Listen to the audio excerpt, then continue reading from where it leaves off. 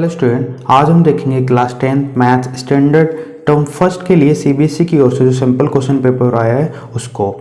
ठीक है, और सबसे पहले तो आई एम रियली सॉरी, काफ़ी टाइम से वीडियो नहीं आ पाई, कुछ पर्सनल इशू के कारण वीडियो नहीं बना पा रहा था, बट अब आगे से कंटिन्यूसली वीडियो आया करेगी।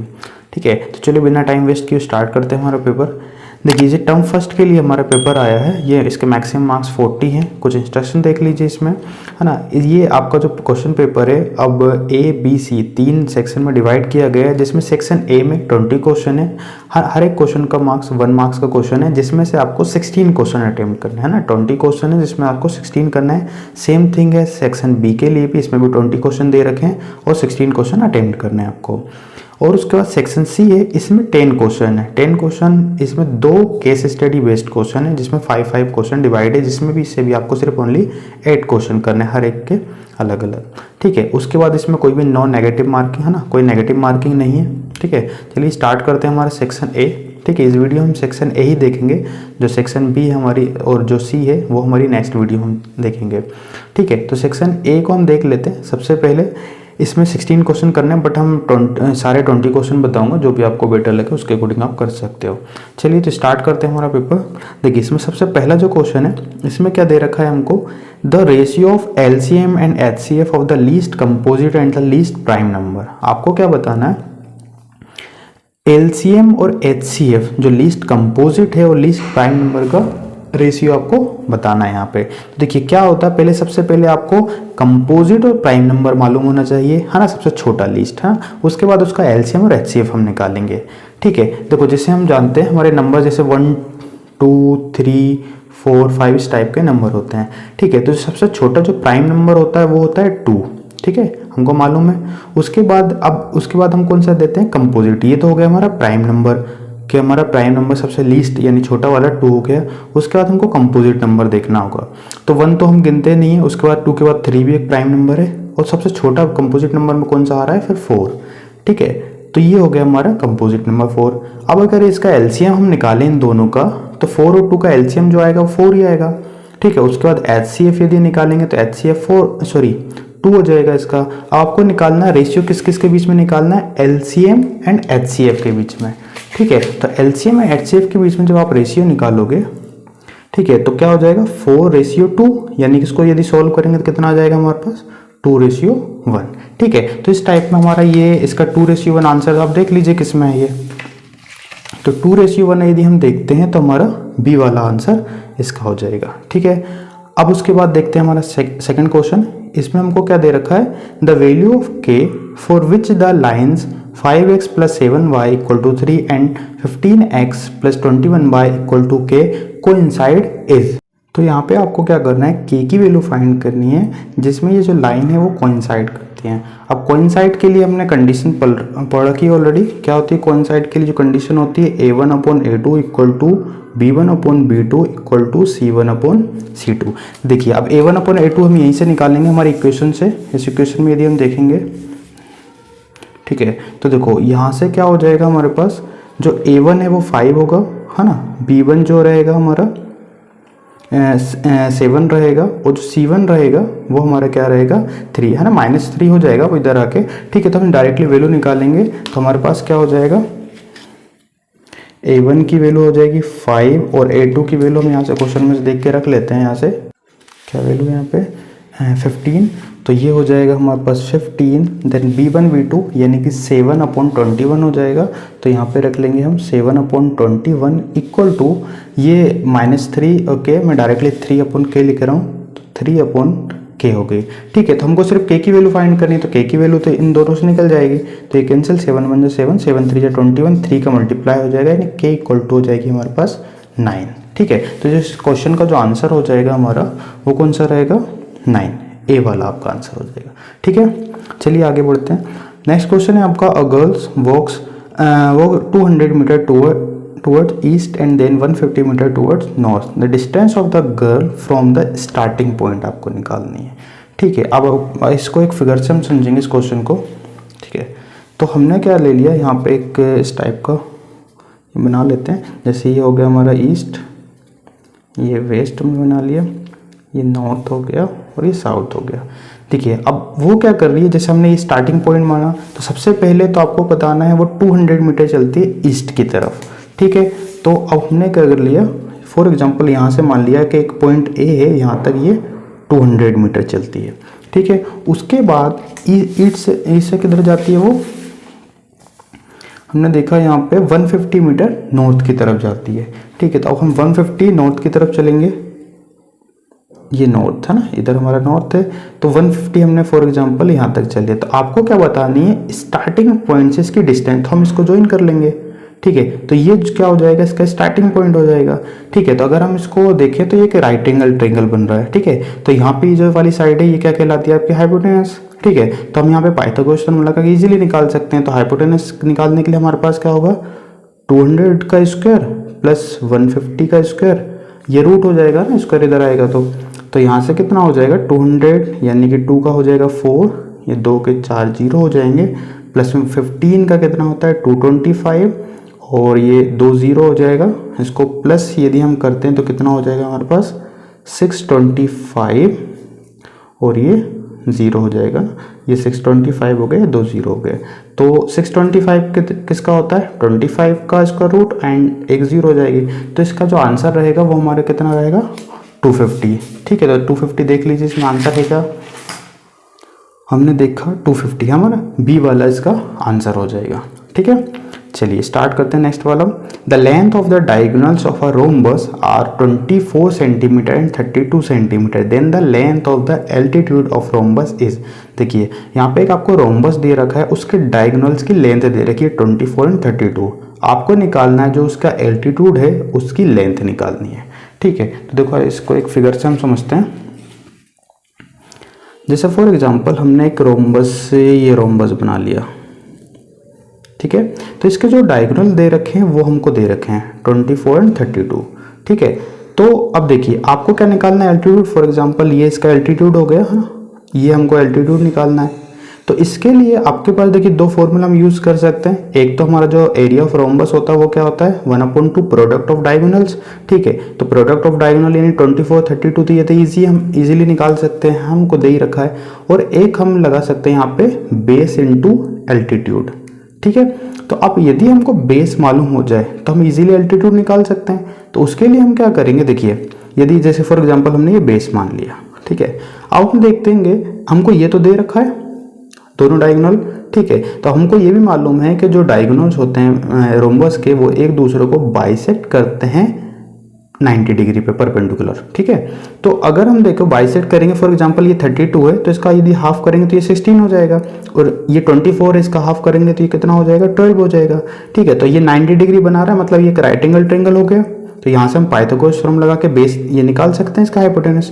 तो डायरेक्टली कैसे करेंगे इसको निकालने के लिए हमारे पास बेस निकालने के लिए हम क्या करेंगे 16 का स्क्वायर और प्लस में 12 का स्क्वायर, इसका स्क्वायर कर देंगे, ठीक है। इसको लिख लेते हैं, ये हो जाएगा 256, ये हो जाएगा हमारे पास 144, ठीक है।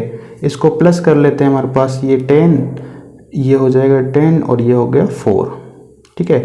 तो ये क्या हो गया हमारा, इसका आंसर जो आ गया वो 20 आ गया, ठीक है। तो बेस इजीली निकल गई 20, तो यहाँ पे हम रख लेंगे 20 इंटू एल्टीट्यूड, और ये तो कैंसिल हो जाएगा, इसको कैंसिल कर लेते हैं हम, 2 1 जा 2, 2 6 जा 12, तो यहाँ पे बचा 24 और यहाँ पे आ गया 16, और डिवाइडेड बाय हमारे पास क्या आ जाएगा 20, यहाँ पे हो गया a, ठीक है। तो इसको कैंसिल कर लेते हैं, ये हो जाएगा 2 10 जा 20, और ये हो गया 2 1 जा 2 और 2 2 जा 4 हो गया, ठीक है। इसको और कैंसिल कर लेंगे, 2 5 जा 10 और ये हो गया हमारे पास 2 8 जा 16। अब इसको सोल्व कर लेते हैं, इसको मल्टीप्लाई कर लेंगे तो 12 8 जा कितना हो जाएगा यहाँ पे 96, और डिवाइडेड बाय हमारे पास क्या हो जाएगा यहाँ पे 5। अब इसको सॉल्व कर लेंगे तो कितना हो जाएगा 5 1 जा 5, अब यहाँ से बचेगा 4 4 जाएगा 46 हो जाएगा, तो 5 9 जा ये हो जाएगा हमारे पास 45, और पॉइंट लगा के 5 2 जा 10, यानी कि इसका जो आंसर आएगा 19.2। तो इसमें देख लेते हैं हमारा कहीं पे 19.2 है क्या, ये डी वाला, ठीक है। तो डी वाला इसका क्या हो जाएगा आंसर हो जाएगा, ठीक है। चलिए स्टार्ट करते हैं नेक्स्ट वाला। Two fair coincide tossed, what is probability of getting at the most one head, ठीक है। आपको ये क्वेश्चन देखो इजी है क्वेश्चन, ठीक है, बस आपकी इसकी जो मीनिंग है वो आपको अच्छे से क्लियर होनी चाहिए। आपको दो कोइन फेयर है ना टॉस किए हैं तो हमको मालूम है डायरेक्टली हम आउटकम्स हम कैसे बता सकते हैं, है ना। एक तो हेड हेड होता है, टेल टेल हो सकता है, हेड टेल हो सकता है, टेल हेड हो सकता है, चार हमको मालूम है ऑलरेडी, हम कर चुके हैं। आपको ये फेवरेबल आउटकम्स निकालने के लिए आपको मालूम होना चाहिए कि यहाँ पे किसका निकालना है आपको, of getting at the most one head, ठीक है। यानी कि मोस्ट यानी वनली एक हेड तो चाहिए, है ना, नहीं तो कोई भी ना हो, लेकिन एक हेड ही हमको चाहिए मोस्टली, ठीक है। तो देखो यहाँ पे हम देखेंगे तो हमने यदि हम देखते हैं यहाँ पे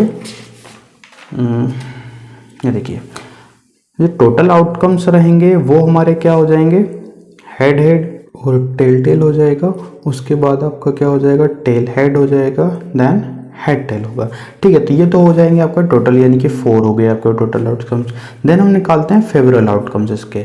तो फेवरेबल आउटकम्स में आपको देखो क्वेश्चन ने क्लियरली आपको क्या बोला है, आपको बताना है यहाँ पे and getting at the most one head, ठीक है।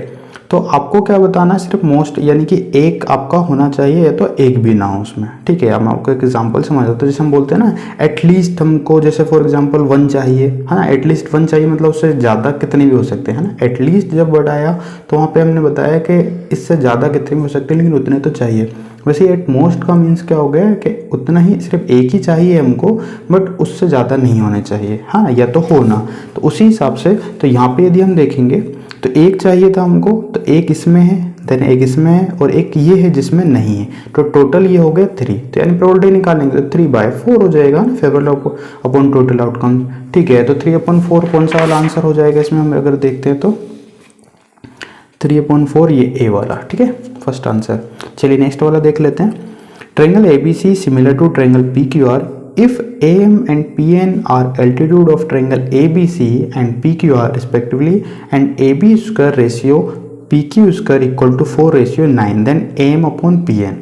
देखो सिंपल सी लैंग्वेज में यदि कहा जाए तो ABC और PQR दोनों सिमिलर हमारे ट्रायंगल हैं। AM ABC का एल्टीट्यूड है, PQR का PN एल्टीट्यूड है, ठीक है। आपको AB ratio PQ square AB square ratio PQ square दे रखा है 4:9। तो आपको उनके जो एल्टीट्यूड है उनका रेशियो मालूम होना बताना है। देखो तो आपको देखो सिंपल सी थिंग है, ये हमने पहले भी पढ़ चुके हैं ऑलरेडी कि यदि कोई भी ट्रायंगल सिमिलर होते हैं तो उनकी सारी साइडें भी इक्वल रेशियो में होती है और उसका जो एल्टीट्यूड होता है वो भी इक्वल रेशियो में होता है, ये हम कर चुके हैं ऑलरेडी। तो देखो साइडों का यदि रेशियो निकालेंगे तो AB रेशियो, देखो यहाँ पे AB ratio upon PQ equal to आपको कितना दे रखा है 4/9 दे रखा है।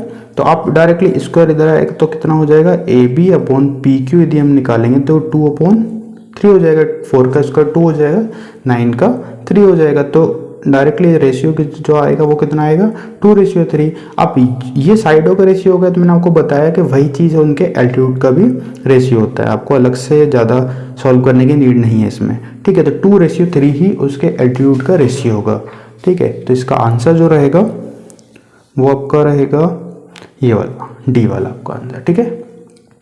चलिए आगे बढ़ते हैं।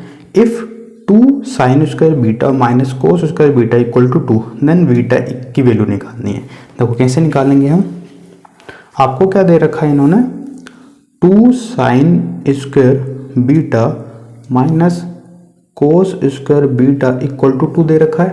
देखो तो हमने क्या किया यहाँ पे 2 sin स्क्वायर बीटा को एज इट इज वैसा के वैसा लिख दिया और ये माइनस कोस को हम ऐसा लिख सकते हैं 1 माइनस साइन स्क्वायर बीटा, है ना। हमारा फॉर्मूला होता है sine square theta plus cos square theta equal to 1, तो वहाँ से हम 1 माइनस साइन स्क्वायर बीटा इसको लिख सकते हैं।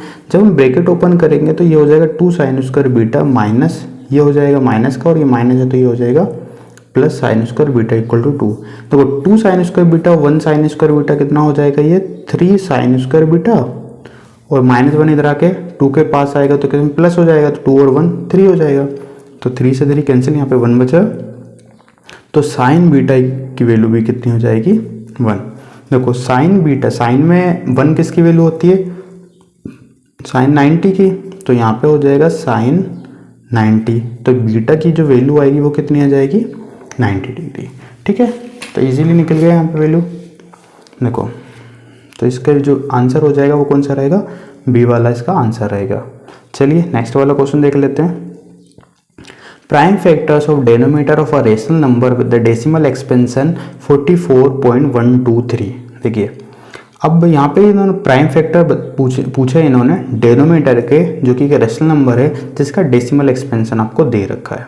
देखो अब यहाँ पे इन्होंने रेशनल नंबर बोल ही दिया है, डेसिमल एक्सपेंशन दे रखा है, जो कि हमको ये देख रहे हैं पॉइंट के बाद डेसिमल जो है इसका पूरा पूरा डिवाइड हो जा रहा है। तो हमने पहले पढ़ चुके हैं कि एक तो रेशनल नंबर है कोई टर्मिनेटिंग होता है, नॉन टर्मिनेटिंग होता है। तो टर्मिनेटिंग में वो नंबर आते हैं रेशनल नंबर, जब हम डिवाइड करते हैं तो पूरे पूरे डिवाइड हो जाते हैं। ये देखिए पूरा डिवाइड हो रहा है यहाँ पे।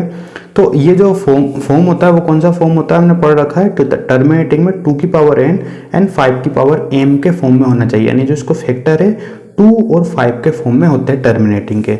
और ये जो हमारा यहाँ पे है ये किस में टर्मिनेटिंग में ही है, ठीक है। यहाँ पे हम देख रहे हैं ये हमारा टर्मिनेटिंग है, तो टर्मिनेटिंग है तो 2 और 5 के फॉर्म में ही होगा इजीली। तो आपको अलग से ज़्यादा नहीं देखना है, डायरेक्टली इसका आंसर सी वाला इसका आंसर हो जाएगा, ठीक है। चलिए देखते हैं नेक्स्ट वाला question. The lines x equal to a and y equal to b are. देखिए लाइन्स को हमको जो ग्राफ है हमारा उस पर बनाना ईजी हो जाता है, बट यहाँ पे ऑलरेडी सिर्फ एक की वैल्यू दे रखी है, x equal to and y equal to b, ठीक है। तो ये पहले की क्लास में हमने एक बार पढ़ा था जिसमें हमको 1 वेरिएबल और 2 वेरिएबल में हमको लाइन को ग्राफ पेपर पे डिनोट करना था, ठीक है। तो वैसे ही फॉर्मूला है, ए बी हम कोई नंबर भी ले सकते हैं, कोई फर्क नहीं पड़ता उससे। देखिए मैं आपको एक फिगर बना के बताता हूँ यहाँ पे। देखो हमने क्या लिया, जैसे एक ये ग्राफ हो गया, ठीक है। तो ये हो गया हमारा एक्स एक्सिस और ये हो गया हमारा वाई एक्सिस। फॉर एग्जांपल ए कहीं पे भी नंबर है एक्स एक्सिस पे, ठीक है। फॉर एग्जांपल ए ये हो गया, ठीक है। तो अब ए यहाँ पे आया तो इसकी लाइन, अब देखो y के कोई भी कोऑर्डिनेट रहेंगे वो तो 0 ही रहेंगे, तो जो x की जो लाइन बनेगी वो इसी के पैरेलल बनेगी, y एक्सिस के पैरेलल, ठीक है। सिमिलरली ऐसे फॉर एग्जांपल y की लाइन पे कहीं पे भी एक पॉइंट है यहाँ पे, कौन सा हो गया b, तो इसकी जो लाइन बनेगी वो x एक्सिस के पैरेलल बनेगी, ठीक है। कोई भी पॉइंट हो सकता है ना, कोई भी नंबर हम ले सकते हैं। तो यदि हम यहाँ पे देखते हैं तो जो लाइन क्या हो रही है, इंटरसेक्ट हो रही है किसी एक पॉइंट पे, ठीक है। तो ये जो इसमें देखेंगे हम, तो यहाँ पे यदि हम देखते हैं तो ये intersecting parallel overlapping none of this, तो हमको देखा हमने इंटरसेक्ट हो रही है यहाँ पे लाइन, तो इसका आंसर क्या हो जाएगा, ए वाला, ठीक है। चलिए अब आगे देखते हैं। The distance of point A -5 from the origin is. आपको क्या बतानी है, ये जो ए पॉइंट है इसकी ओरिजिन से डिस्टेंस बतानी है। तो ओरिजिन हमको मालूम है 0 0 होते हैं, तो ओरिजिन से डिस्टेंस निकालने के लिए डायरेक्टली हम डिस्टेंस फॉर्मूला यूज कर सकते हैं। तो ए जो दे रखा है -5 और 6 दे रखा है, तो ओरिजिन के लिए हम डायरेक्टली x² + y² वाला फॉर्मूला यूज कर सकते हैं रूट में, ठीक है। तो ये डायरेक्टली हो जाएगा 5 का स्क्वायर हो जाएगा ये 25 और ये 6 का स्क्वायर हो जाएगा 36। इसको यदि हम प्लस करेंगे तो कितना हो जाएगा हमारे पास, 6 और 5 11 कैरी 1 और ये 61 आ रहा है रूट में, ठीक है। तो अब इसका तो कोई इसका रूट होता नहीं है, तो डायरेक्टली इसका आंसर देखते हैं यदि ऐसा है क्या इसमें, तो कोई डी वाला दे रखा है, इसका आंसर कौन सा हो जाएगा, डी वाला, ठीक है। नेक्स्ट वाला देख लेते हैं। If a square equal to 23/25 then a is rational irrational whole number and integers. देखो इसको हम थोड़ा सा आगे करके देख लेते हैं, अगर होगा तो। हमने देखा यहाँ पे a स्क्वायर इक्वल टू दे रखा है 23/25, ठीक है। दोनों तरफ इसको रूट करेंगे तो ये तो कैंसिल, तो a इक्वल टू, अब 23 का कोई इसका रूट नहीं होता है तो ये वैसा के वैसा लिखेंगे, 25 का स्क्वायर रूट होता है 5, ठीक है। तो हम यहाँ पे 5 लिख देंगे। तो यहाँ पे क्या आ गया आपका √23/5।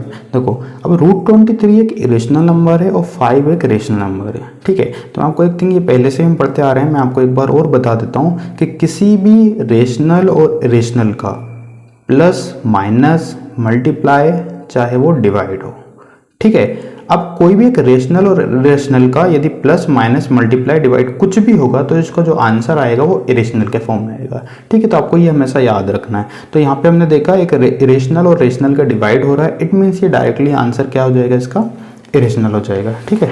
तो इसमें हमारा जो आंसर रहेगा कौन सा रहेगा, बी वाला इसका आंसर हो जाएगा, ठीक है। अब हम देखेंगे इसका नेक्स्ट वाला क्वेश्चन 12। देखिए इसमें हमारा 12 क्वेश्चन में दे रखा है कि if LCM x of x and 18 equal to 36 and HCF of x and 18 equal to 2, then x की वैल्यू आपको बतानी है। देखो आपको एलसीएम दे रखा है x और 18 का ये, एंड HCF दे रखा है ये, आपको x की वैल्यू बतानी है। देखिए तो इजी सा क्वेश्चन है, हम काफ़ी बार पढ़ चुके हैं इसमें। आपको क्या करना है, सिंपली यहाँ पे जो फॉर्मूला हमने पढ़ रखा है वही आपको लगाना है यहाँ पे।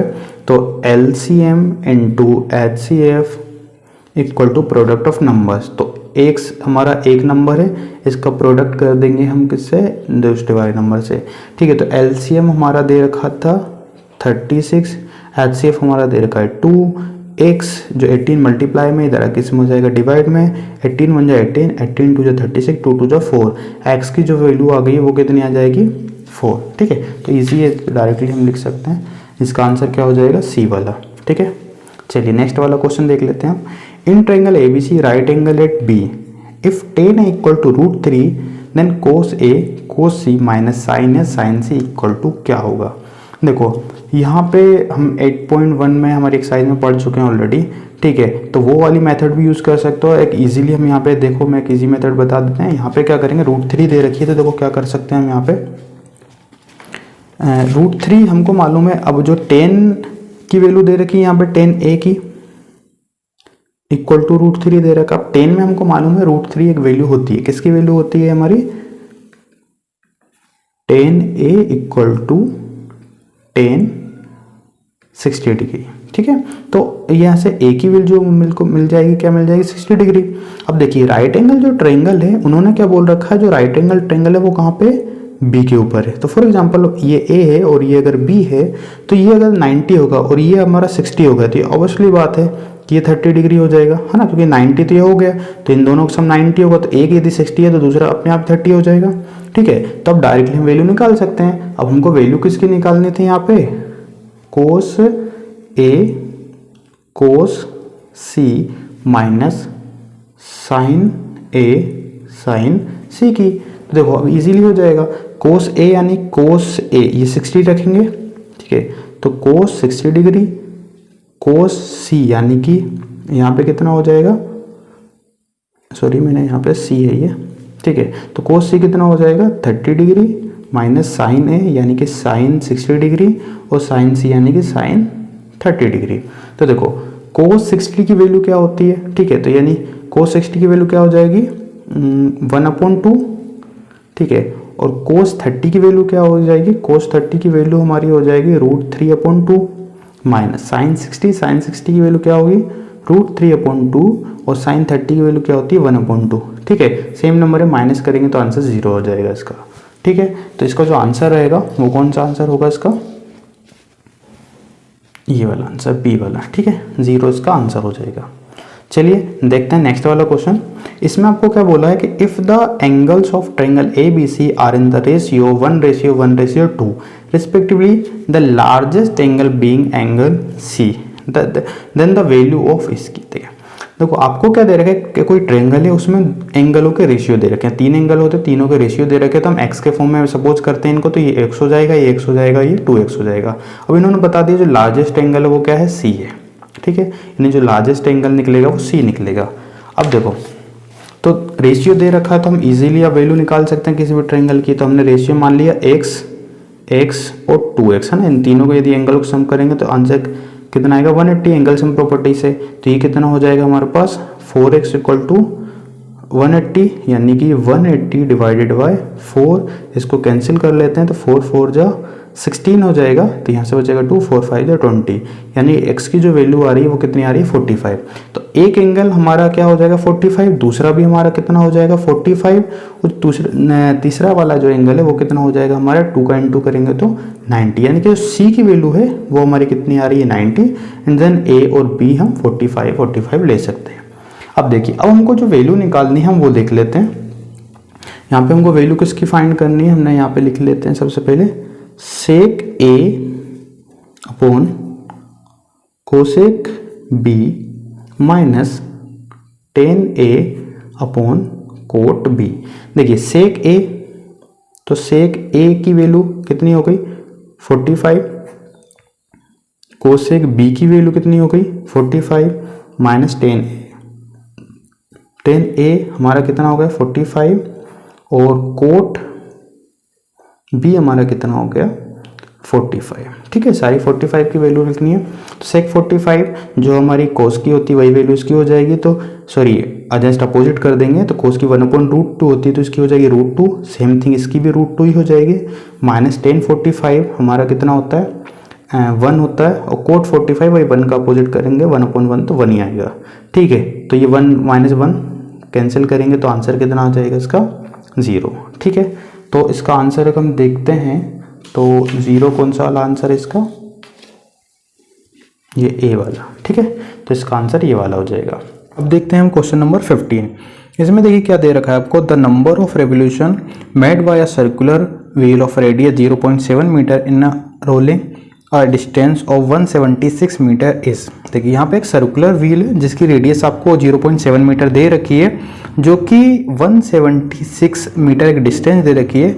इसको कवर करने में इसको नंबर ऑफ रेवोल्यूशन कितने लगेंगे वो आपको फाइंड करना है यहाँ पे, ठीक है। तो इस टाइप के हम क्वेश्चन पहले भी ऑलरेडी कर चुके हुए हैं, ठीक है। तो इसमें क्या करते हैं हम डायरेक्टली इस व्हील का सर्कमफेरेंस निकाल लेते हैं और जितने वो डिस्टेंस दे रखी है उससे हम डिवाइड कर लेते हैं, तो कोई इजीली ये क्वेश्चन भी हो जाएगा, ठीक है। तो हम कैसे करेंगे, मैं डायरेक्टली इसमें निकालने के लिए डायरेक्टली हम फॉर्मूला लगा ले रहे हैं, ठीक है। नंबर ऑफ रेवोल्यूशन निकालना है आपको, तो उसके लिए क्या करेंगे, जो टोटल डिस्टेंस है 176 वो ऊपर रख लेंगे, डिवाइडेड में सर्कमफेरेंस लगाएंगे। सर्कमफेरेंस का फॉर्मूला क्या होता है, 2 पाई आर। तो 2 पाई की वैल्यू कितनी होती है 22.7, और जो रेडियस दे रखी है वो कितनी दे रखी है 0.7। चाहे तो पॉइंट हटा के आप यहाँ पे 10 लिख सकते हो।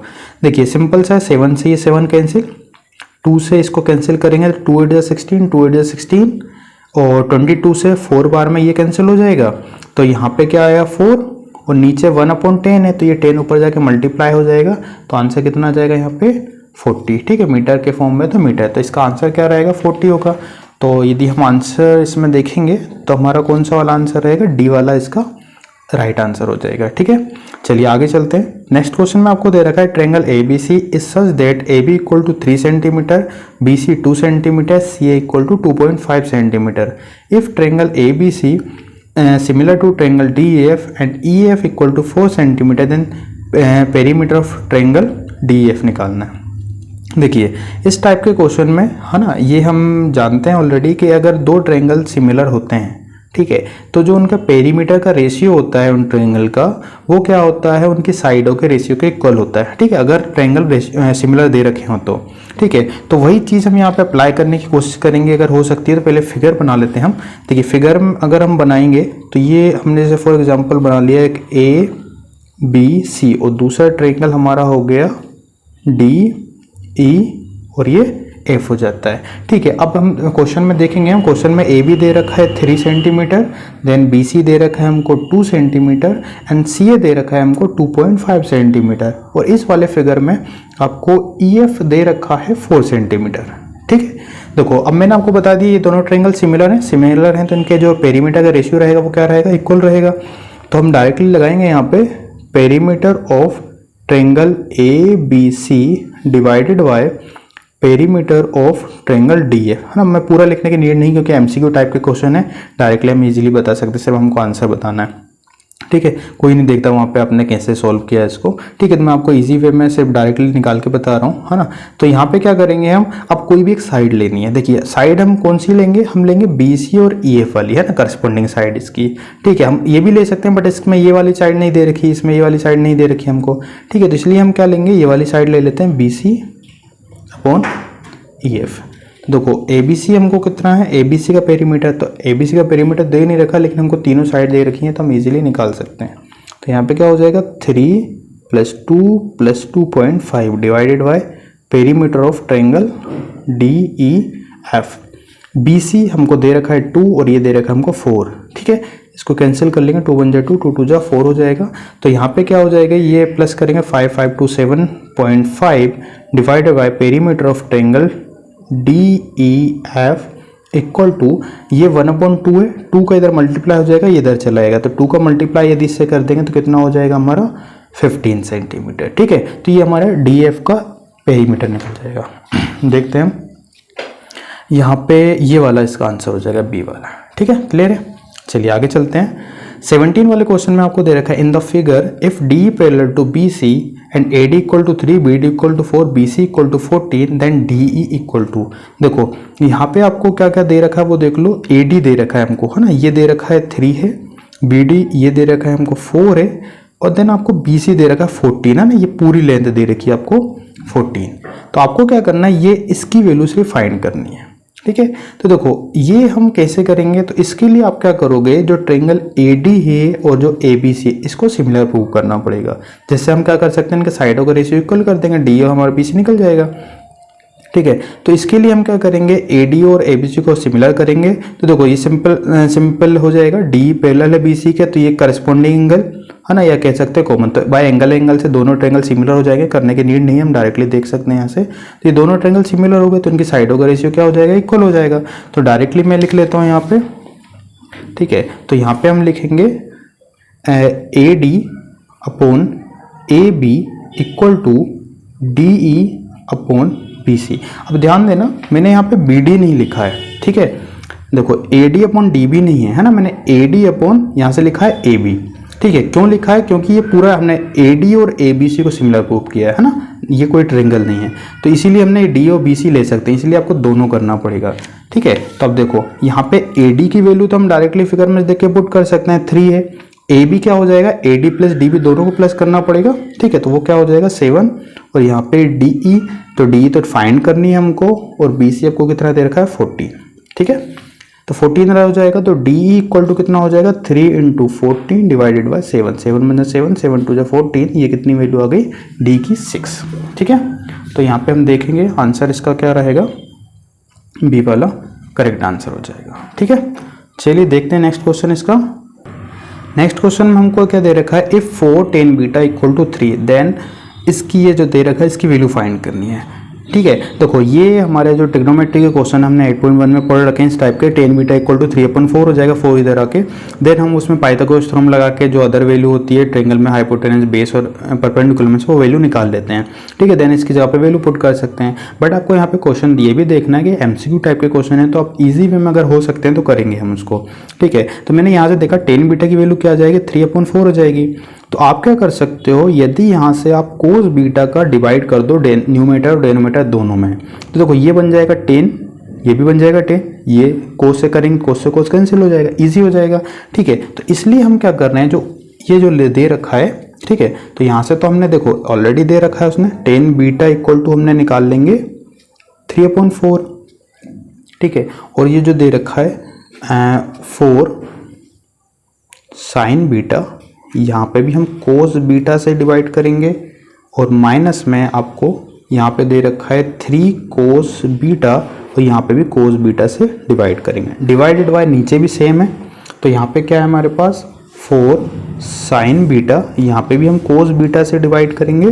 देन यहाँ पे आपके पास है नेक्स्ट वाले में, सॉरी प्लस में है 3 कोस बीटा, यहाँ पे भी हम क्या कर देंगे कोस बीटा से डिवाइड कर देंगे, तो कोई ईजी हो जाएगा। यहाँ से क्या हो गया, ये हो जाएगा हमारे पास 4 tan बीटा, और यहाँ से क्या हो जाएगा कोस बीटा से कोस बीटा कैंसिल, यहाँ पे बचेगा 3, देन यहाँ पे हो जाएगा, ये भी हो जाएगा 4 tan बीटा, और एक कोस से कोस कैंसिल होकर यहाँ पे बचेगा 3। अब देखिए इजी होगा, हम डायरेक्टली वैल्यू पुट कर लेंगे।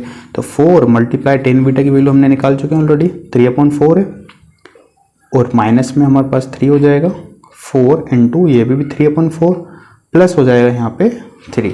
देखो ये 4 से 4 कैंसिल, ये 4 से 4 कैंसिल हो जाएगा हमारे पास, ठीक है। अब आगे हम देखेंगे, तो यहाँ पे क्या बच रहा है हमारे पास, यहाँ पे बच रहा है 3 माइनस 3, और यहाँ पे क्या बच रहा है हमारे पास 3 प्लस 3, ठीक है ना। तो 3 माइनस 3 तो ऑलरेडी 0 हो जाएगा, ये हो जाएगा 6 भी होगा, तो इसका आंसर जो आएगा वो 0 ही रहेगा, ठीक है। तो यहाँ पे हम क्या करेंगे, इसका जो आंसर है वो ए वाला इसका राइट आंसर होगा, ठीक है। अब देखेंगे नेक्स्ट वाला क्वेश्चन, इसमें हम देखते हैं one equation of a pair of dependent linear equation is -5x + 7y = 2 the second equation can be. देखिए आपको ये समझना पड़ेगा, जो आपको एक डिपेंडेंट लीनियर इक्वेशन बतानी है। डिपेंडेंट लीनियर इक्वेशन आप सीधे सीधे कह सकते हो जो हमारा पैरेलल लाइन वाला जो कंडीशन होती है, या आप कह सकते हो नो सॉल्यूशन वाली, जिसमें हम a1/a2 = b1/b2 = c1/c2 जो लिखते हैं वो वाली कंडीशन।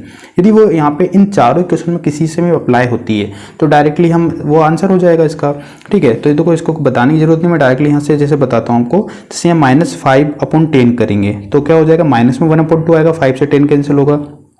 7/14 करेंगे तो 1/2 तो होगा, बट पहला वाला माइनस में आ रहा है, दूसरा वाला प्लस में, तो ये वाला तो हो ही नहीं सकता। फिर नेक्स्ट वाला हम देखेंगे -5/10, माइनस से माइनस कैंसिल, तो 1/2 हमारे ये आ गया प्लस में। फिर 7/14 ये माइनस में आएगा, ठीक है, इसलिए ये वाला भी नहीं होगा। फिर नेक्स्ट वाला करेंगे 5/10, माइनस से माइनस कैंसिल, प्लस में 1/2, 7/14 ये भी आ रहा है, ठीक है, प्लस में 1/2।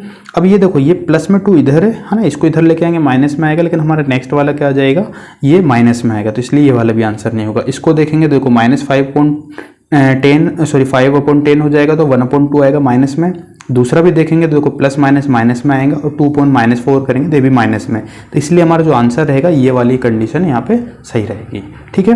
तो ये वाला क्वेश्चन हो जाता है। अब देखेंगे नेक्स्ट वाला question, a letter of English alphabets is chosen at random, what is the probability that is a letter of a word mathematics, ठीक है। देखो इसमें ये पहले भी आते थे ये क्वेश्चन, देखो इजी है ये क्वेश्चन भी, आपको कुछ नहीं करना है इसमें। जो मैथमेटिक्स हमारा वर्ड लिखा है, ठीक है, मैथमेटिक्स में हम यहाँ पे देखेंगे, सबसे पहले तो हम उसकी स्पेलिंग लिख लेते हैं, मैथमेटिक्स, ठीक है। आपको क्या लेना है, एक तो टोटल आउटकम चाहिए होते हैं, और आपको क्या चाहिए होते हैं, फेवरेबल आउटकम चाहिए होते हैं। तो टोटल आउटकम्स तो देखो इंग्लिश अल्फाबेट है, टोटल 26 होते हैं, हमको मालूम है। अब फेवरेबल में हम क्या लिखते हैं, देखो अब ये जो वर्ड है इनके लेटर लिखना है सिर्फ, है ना। तो देखो एम है तो हमने एम लिखा, 1 हो गया। ए है हमने ए लिखा, फिर टी है टी लिख लिया, एच है एच लिखा, ई है ई को लिखा, फिर एम। अब एम 2 बार आ रहा है, देखो हमको एक लेटर को सिर्फ एक ही बार लेना है, तो एम नहीं लेंगे। फिर ए भी ले चुके हैं हम, टी भी ले चुके हैं, आई नहीं लिया तो हम आई लेंगे। फिर सी नहीं लिया सी लेंगे, एस नहीं लिया एस लेंगे। तो कितने हो जाते हैं, 1 2 3 4 5 6 7 8, ये हो जाते हैं 8, ठीक है। तो डायरेक्टली हम क्या करेंगे, प्रोबेबिलिटी निकालने के लिए 8/26 फेवरेबल अपॉन टोटल आउटकम्स, तो इसको कैंसिल करेंगे, 2 4 जा 8, 2 1 जा 2, 2 3 जा 6, यानी कि 4/13, ठीक है। तो 4/13 इसका आंसर आएगा। देखते हैं कौन सा वाला आंसर रहेगा इसका, ये फर्स्ट वाला इसका आंसर हो जाएगा, ठीक है। इसी के साथ आपका जो सेक्शन ए, जिसके सारे 20 क्वेश्चन कंप्लीट हो चुके हैं। अगर किसी भी क्वेश्चन में कोई अगर डाउट रहता है आपको, तो आप कमेंट सेक्शन में हमसे पूछ सकते हैं, ठीक है। तो मैं उसका सॉल्यूशन एक बार और अलग से बता दूंगा मैं आपको, और उसका जो सेक्शन बी है वो अपनी हम नेक्स्ट वीडियो में सॉल्व करेंगे, ठीक है। तो फिर मिलते हैं नेक्स्ट वीडियो में, थैंक यू।